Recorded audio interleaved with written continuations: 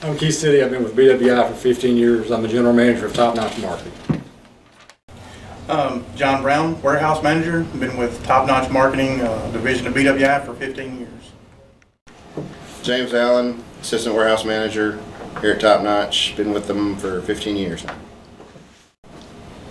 Clay Washington, been here at Top Notch for 5 years, boot room supervisor. So I received a phone call one day from Mark Fonby. He said, "You want to sell boots? You want to sell footwear?" I said, "Sure, what are we talking about?" I had no idea. He said, "You ever heard of Muck Boots?" I said, "No, I don't know what a Muck Boot is." He said, "Let's get together and talk about it." So we decided to go ahead and do it because the company that owned it at the time was Norcross Safety Products. And they needed distribution in the South, and there was nobody doing it. Nobody in the South or Southeast at all. There's 4 other distributors that were doing it before we were.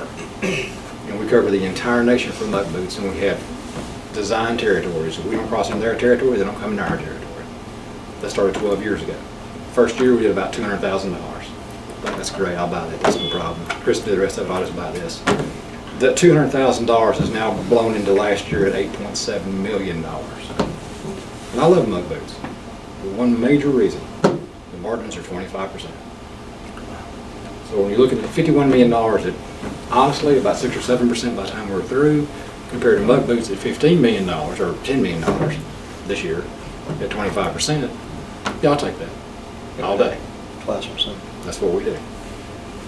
Like I said, last year was $8.7 million. This year will be $10 million, and I'm not just a little confident in it. We're already $350,000 above last year in 3 months.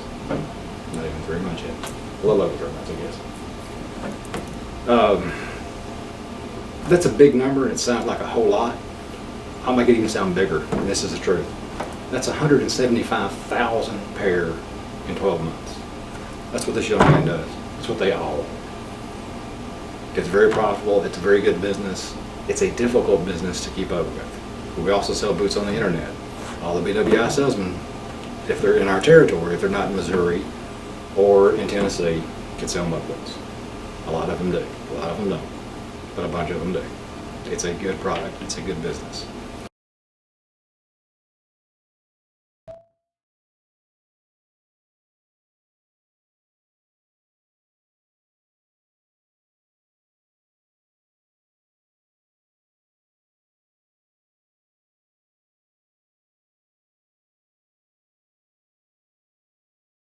We have 3 internet sites. Kim handles 2 of them by herself. Doesn't sound like 2 internet businesses would be that big a deal. Those 2 businesses this last year did almost $2 million. Wow. Didn't they, Kim? Yes, they did. Impressive. Thank you. Thank you.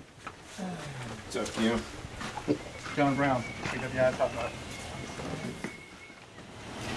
All right, I'll take you back here and show you where we started out with the Muck Boots. When we first started Muck Boots, it was in this small area here. This entire room right here that had shelving in it. And we had, boots that we weren't anticipating it being a whole lot more. It was in this area here and over here. When we first started doing it, I honestly thought to myself that we would sell a bunch of them, the market would kind of get saturated with it, and we wouldn't sell anymore. It was one of those things that was kind of like in and out. That didn't happen at all at the time. And we had about 30 full-time employees that worked here with us. Now we're down to 10. Brand new, huh? We worked pretty much 24/7. There was 24 hours a day, 7 days a week. We had a day shift, a night shift, and a weekend shift. They all worked around the clock pretty much. So we still have some Home Depot business. Like I was telling you earlier, 90% of it is one vendor, and all that stuff's right here. We try to keep it centralized. When we get the orders, we get them in about once a week. We'll get those orders, and it's interesting because we have to go into Home Depot, actually go into Home Depot's system, and mark those orders as we ship them. We do have some consolidated products. For example, your jardine stuff, ball, glass jars, mason jars, but I think Brian needs to take to his warehouse and deal with that.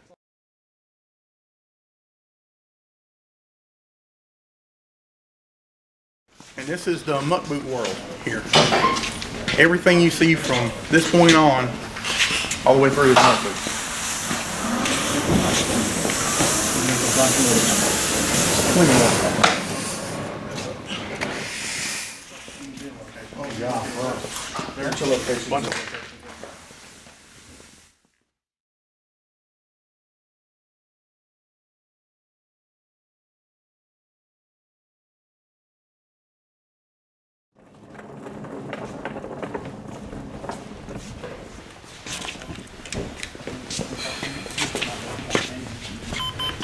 On our warehouse picking slips, it's going to give us the information of the customer, location, the description of the boot, size, and our pick quantity.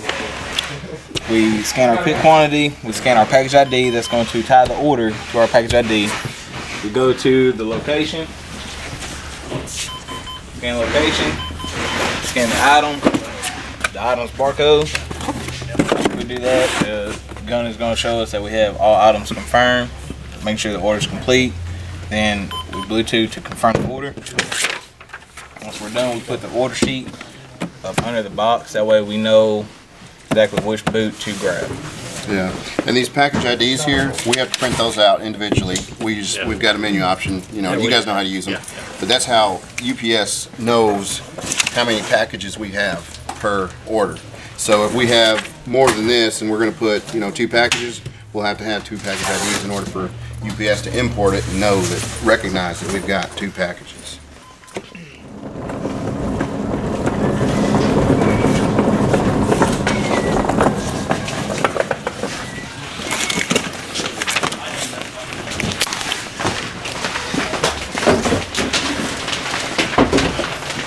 Right here, we're going to process the order through UPS. For the order to show up in the UPS, we have to scan our import key.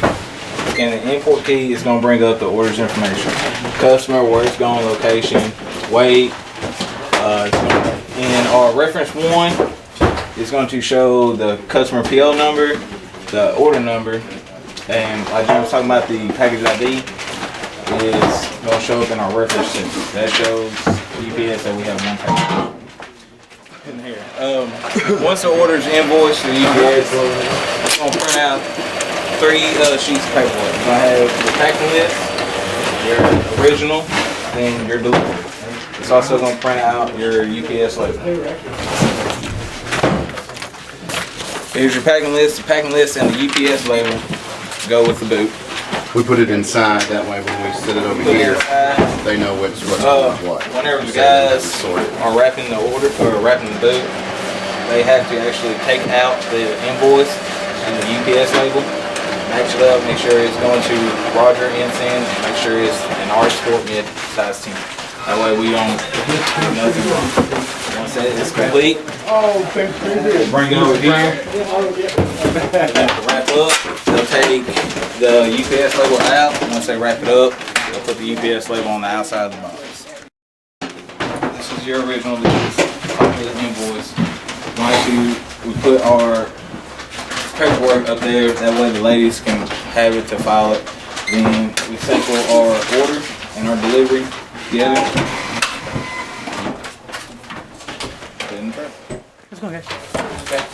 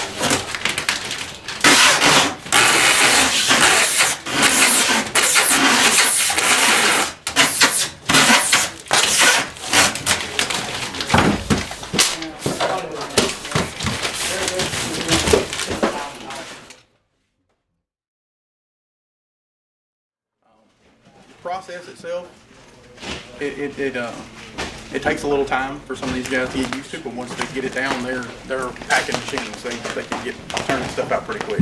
Now, from my standpoint, looking at this, when he first came to me with this idea, I'm like, you're gonna wrap this in a trash bag and ship it? Seriously? Average box price is what? Just of the different sizes? Of the different sizes, you're looking anywhere from 85 cents to $1.25 So say $1. Doing it this way, for about 58 cents a package. that appealed to me really quickly. I called UPS, we had UPS come in here to look at it, so this is what we have in mind, this is what we want to do. Do you guys have a problem with this? Absolutely not. That's what eBay does, that's what Amazon does. Sounded good to me. These guys are billion-dollar companies, they know what they're doing. We just follow their lead and just keep doing the same thing. As far as UPS is concerned, we are the largest customer UPS has in Texarkana by a long shot. 70% of the company's volume in UPS comes out of this building, out of this little room right here. Last year, as a company, BWI did $750,000 in UPS. 450 of it came out of this building. We're looking at weekly, right now, just on the slow time, we're running about 800 or more packages a week out here. Busy time, you're looking at 3,000 and 4,000 packages a week. I think our top this time was, I think 3,600. I think is what we ran for a week. Yep. He wants to be in the mountains with 23 years. He's as happy as he can be. Okay. RC basically built everything you see in here. We don't do a lot of things as far as using the outside labor to do it. We do it ourselves. He can do the electrical, he can do the plumbing. He built everything behind me, the air conditioner, how to put it in, the idea of how we're going to set it up. And this is not exactly what I said the first time, so you're going to have to edit this out. But we're coming to give him an idea of what we want to do. He's listening to me. I know he's listening to me, but the whole time he's listening, he's thinking, I heard you. I know what you want. I'm going to do it my way anyway. It'll be better watch when I get through it. That's exactly what happens. Now, that's why we have EDS. How long you been with BWI? Right at 7 years. This is Marianne Roberts. She's our credit supervisor. Marianne's with us for about 10 years. She takes care of all the BWQ accounts, along with about 15, 20 other things. I'm just hitting the highlights. Is that pretty close? You could say what Melissa said one time. I do whatever Keith tells me to do. That's right. Which is not true, but she didn't say that. You notice we lost everybody again? Again, it happens. Anyway, hello and thank you. Hi, you're welcome. She'll go crazy. I'm serious. It's too late. Go ahead. Well, Mike, you don't know what you're stirring up. It's all right. No, you don't. I'm willing. I'm willing for you to pay the price. I'm not. Did you turn around? Yeah, you did. She don't want to be on YouTube. She's not. She just think about it.